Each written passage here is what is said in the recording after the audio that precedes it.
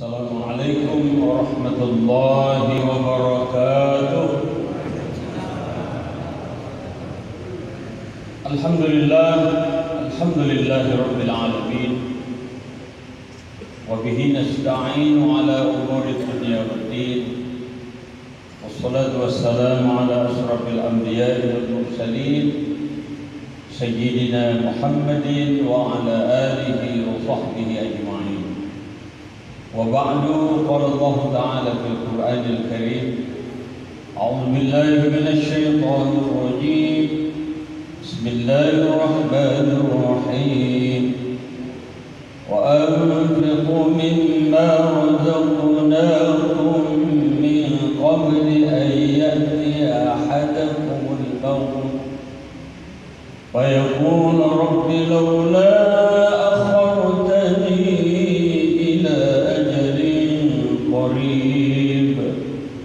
فأصدق وأكن من الصالحين.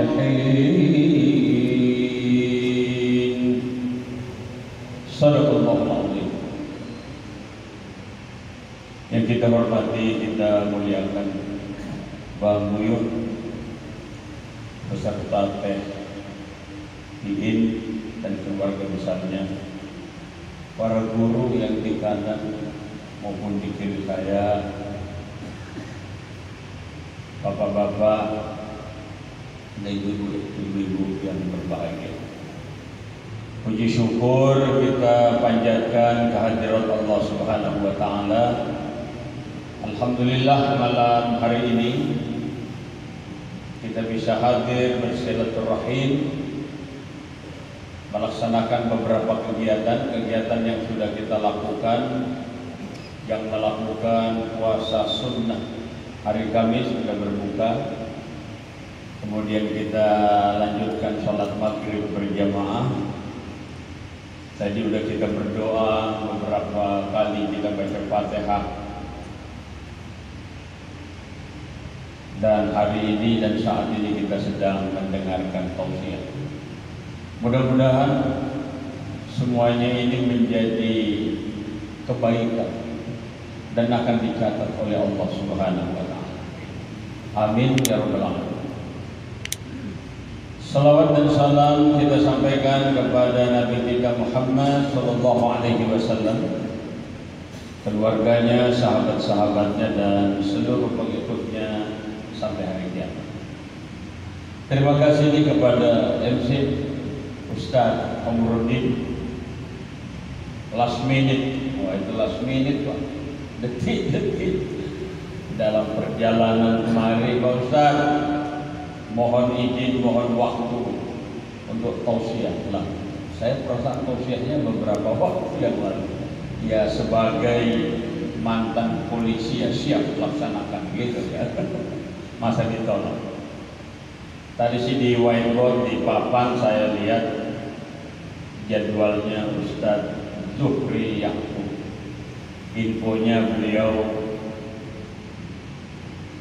lagi apa ya, pamer paha.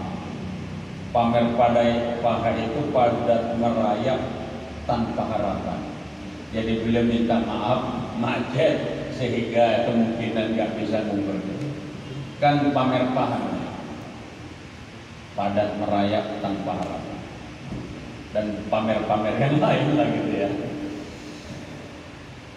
Tadi saya tuh baca ayat yang saya baca dalam surat Al-Munafiqun ya. Jadi intinya itu kita diajak berinfak sebelum kematian.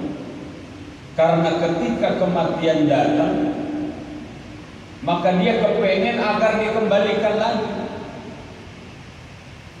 Kepengen dibangkitkan lagi, dikembalikan lagi. Jangan dikuburin dulu dah kalau bisa. Jangan mati dulu. Apa yang dia inginkan? Dia ingin bersedekah dan berbuat baik. Jadi ternyata sedekah itu. Makanya kita alhamdulillah malam Jumat, alhamdulillah Bang Buyung beserta keluarga bersedekah. Tadi didoain mudah-mudahan perusahaan yang beliau pimpin diberikan keberkahan, bisa berbagi. Subhanallah. Tapi kembali ketika kita bicara sedekah, ternyata sedekah kan tidak harus materi kan. Tabassumuka ala wajhi akhika sadaqah atau kama qala Rasulullah. Senyummu kepada saudaramu itu udah sedekah. Cuman agak susah juga kita senyum pakai masker. Makanya bukan maskernya dulu baru senyum. Tapi Bapak Ibu kita udah alhamdulillah ya. Ini apa prokesnya 3M itu udah agak berkurang lah ya. Kita berdoa mudah-mudahan makin rapat. Menjaga jarak ini udah gak ada jarak. Memakai masker alhamdulillah saya minta maaf saya nggak pakai. Tapi saya kantongin. Bersih tangan, membersihkan tangan. Ya alhamdulillah. Ini kan bagian-bagian rasa syukur. Makanya tadi Pak Ustadz Ubay baca ayat ketika salat maghrib tadi. Nikmat kalau mau dihitung itu nggak bakalan mampu kita menghitungnya. Wa in ta'uddu ni'matallahi la tuhsuha. Kalau kamu ingin menghitung nikmat Allah nggak bakalan mampu kamu menghitung. Masya Allah. Jadi Bapak, Allah ini memberikan kepada kita umur. Ada orang yang diberikan oleh Allah umur panjang, ada yang tidak. Nah, bagaimana kita bisa memanfaatkan kehidupan ini dengan baik sehingga ketika kita wafat ada sesuatu yang bisa bermanfaat untuk orang lain dan juga bermanfaat untuk kita. Makanya Rasulullah kan bersabda, "Iza mata ibnu Adam inqata'a amaluhu illa min salas." Orang kalau udah meninggal kan putus amalnya kecuali 3. Shadaqatin jariyah, sedekah yang mengalir, sedekah yang tidak putus-putus itu. Jadi dulu kalau nggak salah, maaf kalau saya salah memahami, tapi mudah-mudahan bukan gagal paham. Jadi ternyata rezeki itu kan bisa dibawa mati. Jadi sebelum kita mati kita titipkan ke yatim, kita titipkan ke yayasan-yayasan yang mengelola panti jompo, dan kemudian mereka ketika kita wafat mereka mendoakan kita. Subhanallah. Dan saya yakin Bang Buyung itu udah banyak. Insya Allah kita doain beliau husnul khatimah. Amin. Sedekah jariyah. Karena bagaimanapun, bagaimana kita bisa berbagi. Saya ingat banget Bang Buyung, berusahalah walaupun sedikit, berinfaklah, bersedekahlah pada yatim. Makanya saya kalau ke masjid itu saya ingat beliau infak yatim. Insya Allah saya berusaha. Karena itu adalah bagian-bagian yang untuk memberikan sesuatu yang baiklah, yang positif. Dan kan tidak, saya ingat beliau, nggak usah jauh apa jumlahnya, tergantung kita, kemampuan kita. Ya memang sih yang bagus banyak ikhlas gitu. Jangan sedikit tapi beruntung. Jadi ada, bahkan Rasulullah kan mengatakan al-yadul ulya khairun min yadis sufla. Jadi tangan yang apa itu dia di atas lebih bagus daripada tangan yang di bawah. Artinya memberi itu lebih baik daripada menerima. Tapi kalau kita mendengarkan ungkapan terima kasih, ya apa yang kita terima yang kasih lagi kan. Kadang-kadang apa rezeki itu sering tak terduga, min haitsu la yahtasib, dari datang dari sesuatu yang tak terduga. Saya mungkin pengalamannya bagaimana saya butuh uang sejumlah ini. Saya bilang sama anak, berdoa saja, mudah-mudahan ada rezeki. Tiba-tiba pagi-pagi setelah sholat subuh ada orang yang ngasih amplop. Alhamdulillah. Dan wallahu a'lam, hanya Allah yang tahu jumlahnya seperti jumlah yang kita butuhkan. Dari mana? Min haitsu la yahtasib. dari jurusan yang tidak kita duga-duga, yang kita sangka-sangka. Saya bilang, ini uang apa? Ya rezeki Pak Ustaz dari kami sekeluarga.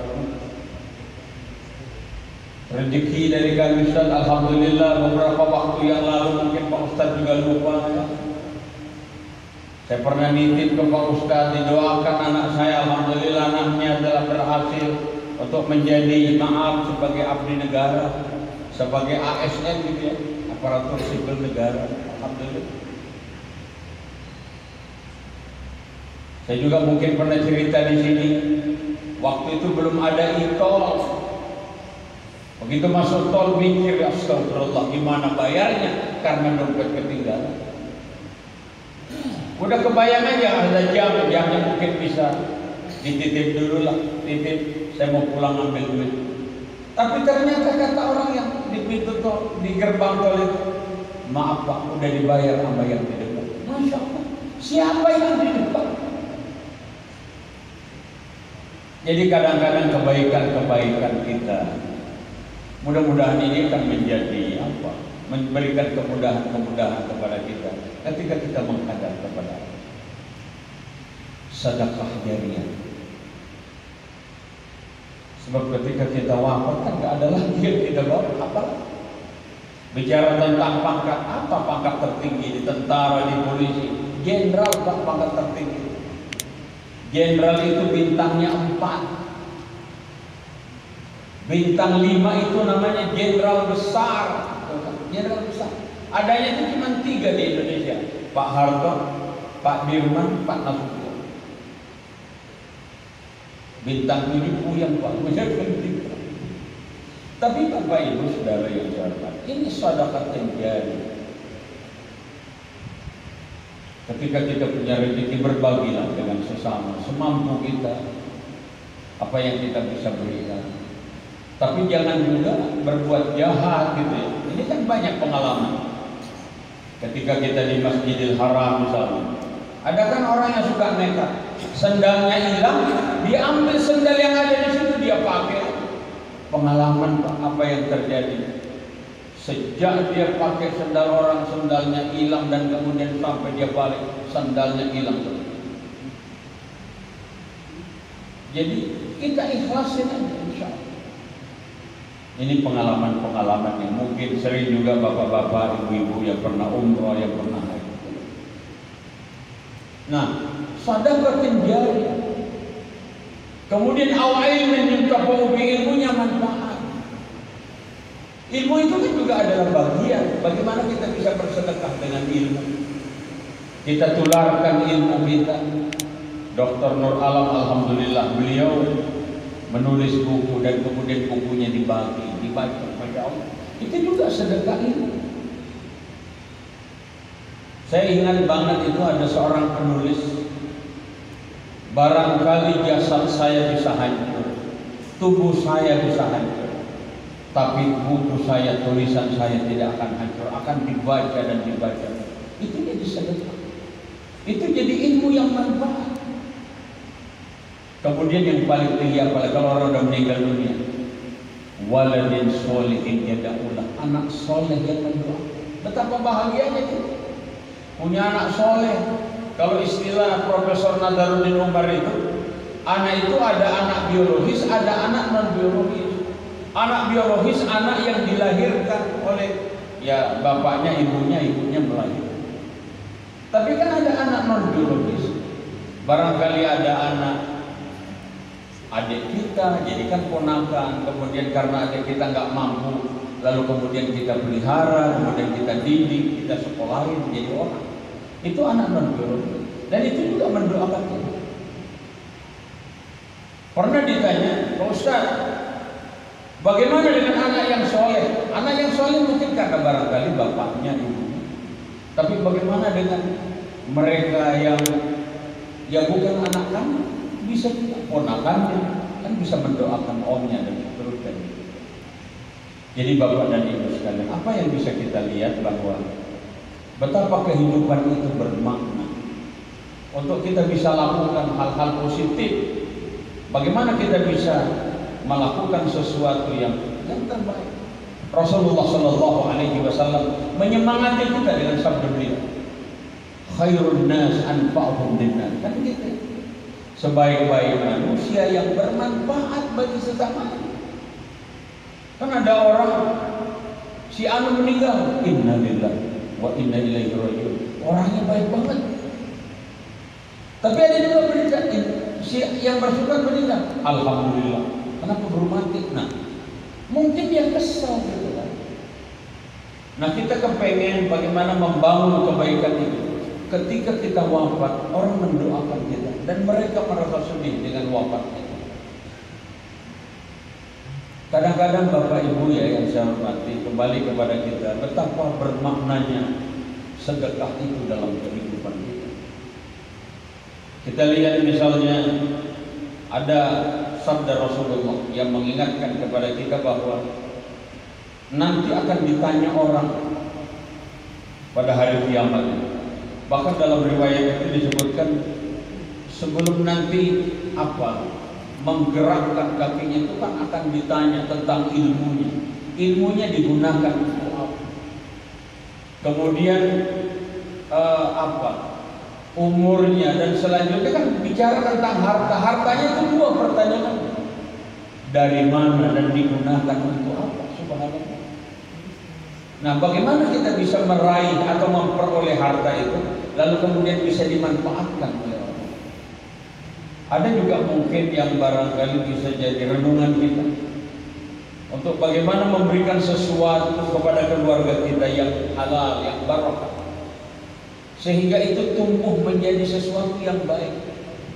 Karena ada hadis Nabi yang mengatakan, barang siapa yang memakan sesuatu yang dari sumber yang halal dan kemudian itu tumbuh karena disebabkan oleh makanan halal, pannaru auladu, makan neraka yang pantas untuknya. Karena subhanallah. Jadi karena itu kembali kepada kita, bagaimana manfaat sedekah itu untuk kita wujudkan dalam kehidupan kita. Bapak Ibu yang saya hormati, ketika orang wafat, ketika orang meninggal dunia, kita lihat ya Allah ada yang datang, apalagi dengan kondisi pandemi COVID-19 ini, kita kadang-kadang ada perasaan gimana ya ketika ada berita keluarga kita, nggak ada pertanyaan meninggalnya karena apa? Karena itu pertanyaan, karena COVID. Innalillahi wa inna ilaihi rajiun. Semoga Allah ampuni dosanya, Allah terima ibadahnya. Jadi nggak ada keinginan kita untuk melangkah bersilaturahim karena khawatir. Jangan-jangan. Jadi, dengan COVID itu. Tapi barangkali Bapak Ibu yang saya hormati, dengan wafatnya seseorang, itu bisa menjadikan kita untuk menjadi semakin menjadikan itu sebagai pelajaran. Ketika orang wafat, apa yang bisa dia lakukan? Yaitu tadi yang di awal saya sampaikan, sedekahnya, ilmunya, dan anak soleh yang mendoakan. Ya memang sih kalau kita mau bilang, ketika anak berdoa, saya pernah ditanya, Ustaz, orang tua saya udah meninggal Ustaz, saya bacain doa Ustaz, nyampe nggak? Saya bilang nyampe. Ya kalau nggak percaya ya mati aja. Saya doain kalau nggak nyampe ya balik lagi kemana ya kan? Orang wafat kan seperti itu. Jadi orang kalau sudah meninggal itu jadi seperti apa ya? Seperti ombak ya, seperti orang yang timbul tenggelam. Yantadiru da'watan min ahli. Dia menunggu doa dari keluarganya yang mati. Saya pernah juga baca satu keterangan dalam hadis itu.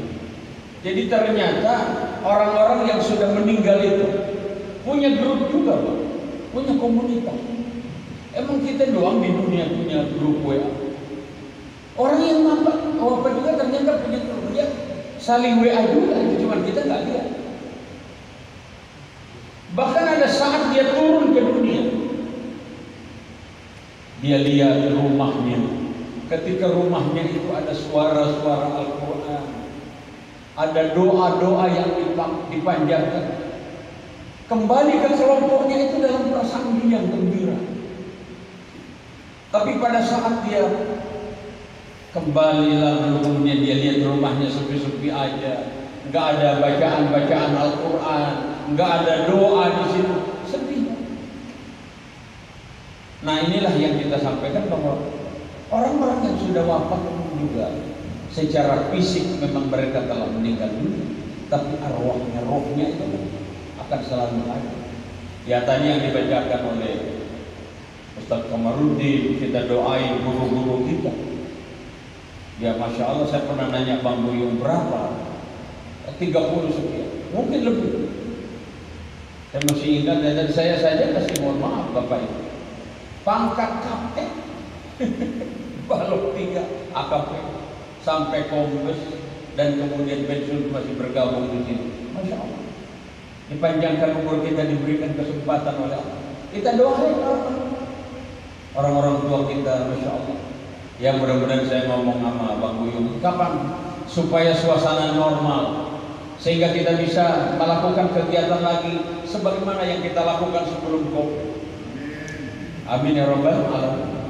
Kemudian kita maghrib berjamaah, setelah maghrib kita ada ba'diyah, lalu kemudian ada pembawa acara, kemudian membagi, ada orang-orang yang bertugas, diberikan tugas untuk hadirat Pak Haji Endang, ada pembacaan Yasin Ustaz Ubaidillah, kemudian nanti ada pimpin tahlil, kita gantian tahlil, kemudian ada doa Pak Kiai Ibrahim ya, siapa ini, lalu kemudian nanti barangkali ya doa lalu kemudian tausiah, setelah tausiah lalu kemudian kita isya berjamaah, kemudian air dinner tadi, makan.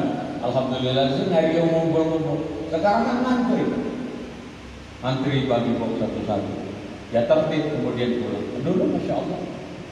Ya mudah-mudahan suasana seperti ini. Apalagi saya kadang-kadang suka nyuri-nyuri waktu, nyuri-nyuri ketika baca Fatihah, berapa kali baca Fatihahnya sekali, kemudian saya kebut dengan baca Yasin, karena kebiasaan baca Yasin itu kalau malam Jumat.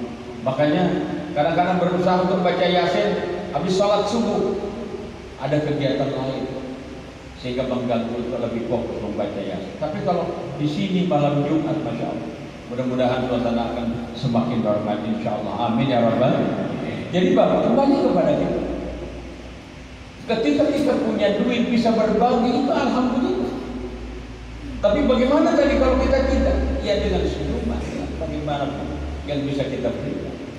Kita mungkin Bapak Ibu yang masih ingat ketika lantunan lagu itu, bila Israil datang memanggil, jasad terbujur di pembaringan, seluruh tubuh akan menggigil, sekujur badan kan kedinginan.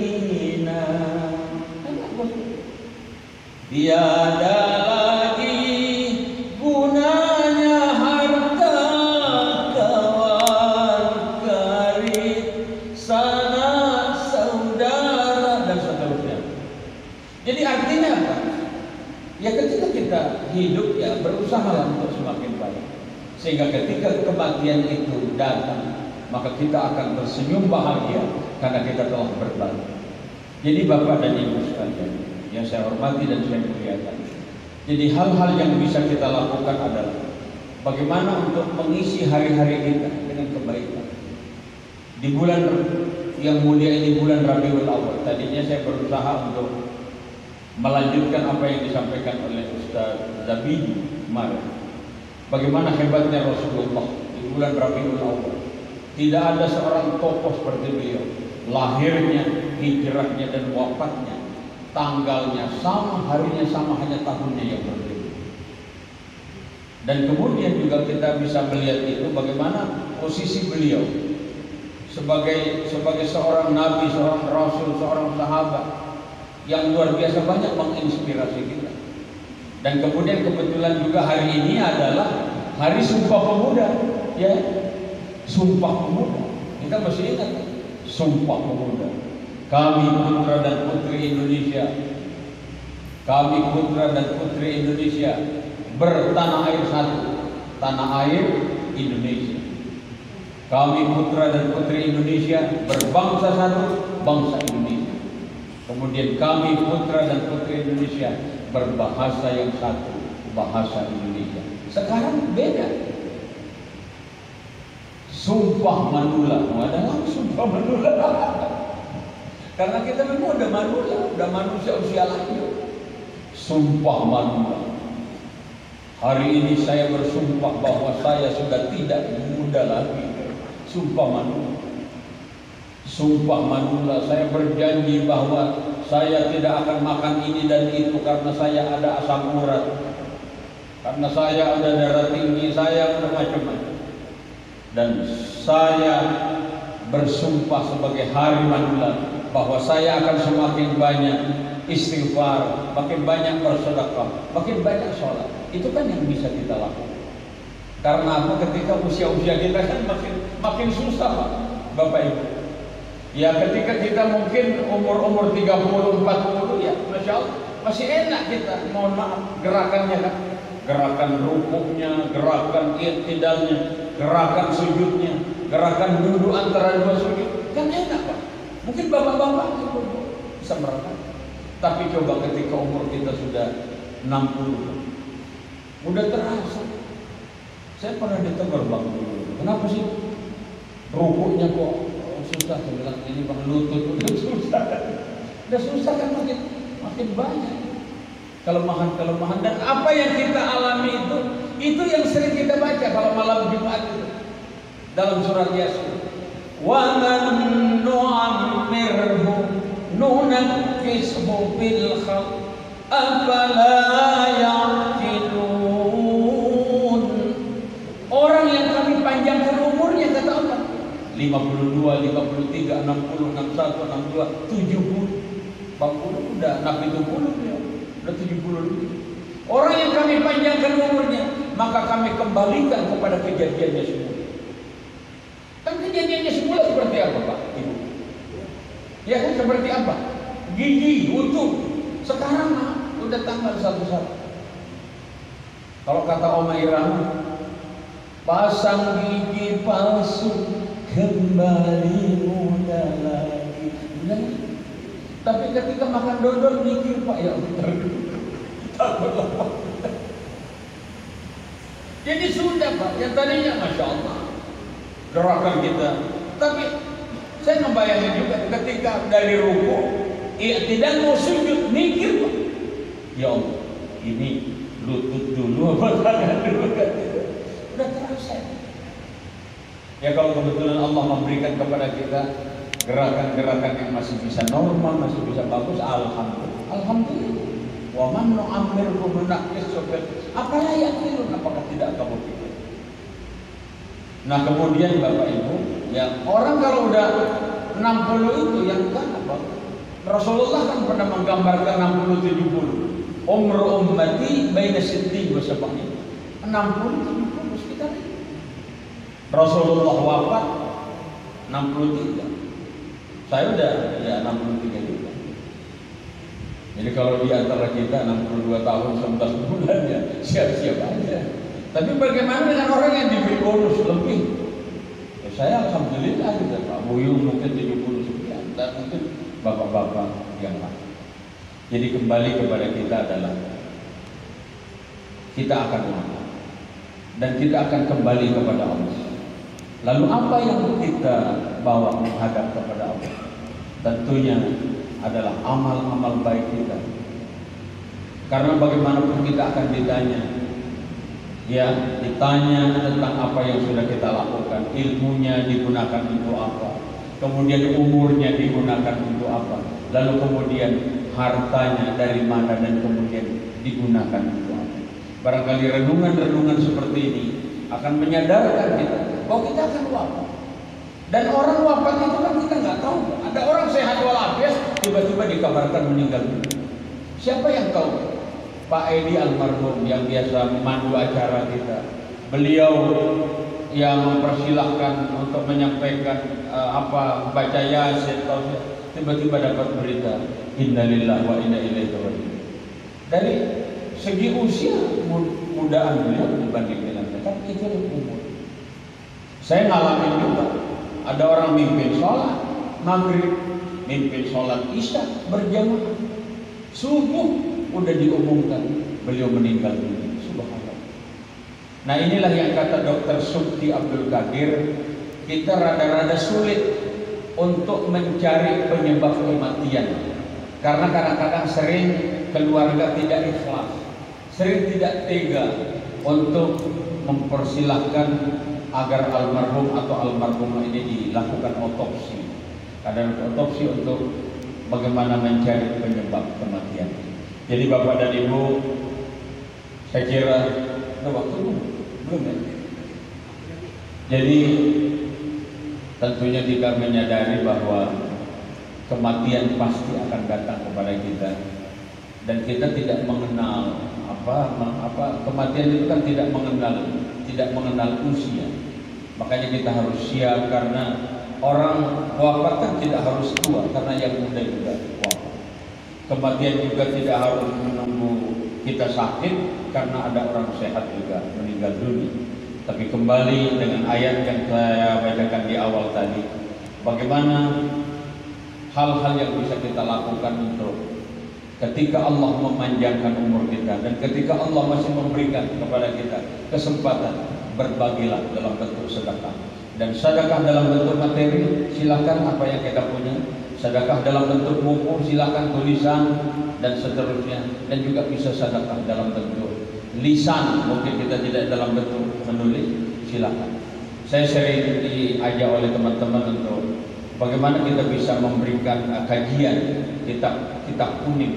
Saya bilang, saya juga maaf, saya sekarang ini agak susah untuk memahami kitab kuning, karena rata-rata kitab kuning ini udah jadi kitab putih, karena difotokopi. Ya kan, kitab kuningnya difotokopi kan jadi putih juga. Silahkan dalam bentuk kajian bisa kita lakukan, dan yang penting bagaimana kita dalam diskusi-diskusi dalam memberikan kajian-kajian itu, bagaimana apa yang kita dapatkan kita cerna dengan baik. Dan menurut saya itu tidak perlu memberikan semacam perdebatan bagi kita, karena apa? Yang kita cari adalah kebenaran, bukan kemenangan. Ketika kita memang berdebat, pasti ada problem, ada permasalahan yang ada di situ, dan yakin bahwa setiap permasalahan akan bisa kita selesaikan dengan baik, karena permasalahan itu juga adalah bagian dari rahmat. Ikhtilaf ummati rahmat, perbedaan pendapat itu kita jadikan sebagai rahmat. Jadi Bapak dan Ibu sekalian, mudah-mudahan apa yang kita sampaikan malam hari ini bermanfaat, dan mudah-mudahan kita semua selalu berada dalam lindungan Allah Subhanahu wa taala. Mudah-mudahan Bang Buyung beserta TNI dan seluruh keluarga besar diberikan oleh Allah sehat walafiat. Mudah-mudahan juga kita semuanya wafat dengan husnul khatimah, dan kita berdoa semoga pandemi COVID-19 dan variannya ini segera berakhir, dan kita bisa menjalani kehidupan dengan normal. Amin ya rabbal alamin. Kalau masih ada waktu, mungkin Pak Dan baca doa cukup ya. Hamdan syakirin, hamdan na'imin. Allahumma salli ala Muhammad wa ala alihi wa sahbihi ajma'in. Rabbana ighfir lana wa liwalidina warhamhum kama rabbawna shighara. Allahumma ij'al jam'ana hadha jam'an marhuma wa tafarruqana min ba'dihi tafarruqan ma'suma. Allahumma rabbana atina fid dunya hasanah wa fil akhirati hasanah wa qina adzaban nar. Da'wahum fiha subhanakallahumma wa tahiyyatuhum fiha salam wa akhiru da'wahum alhamdulillahi rabbil alamin. Terima kasih, mohon maaf. Assalamualaikum warahmatullahi wabarakatuh.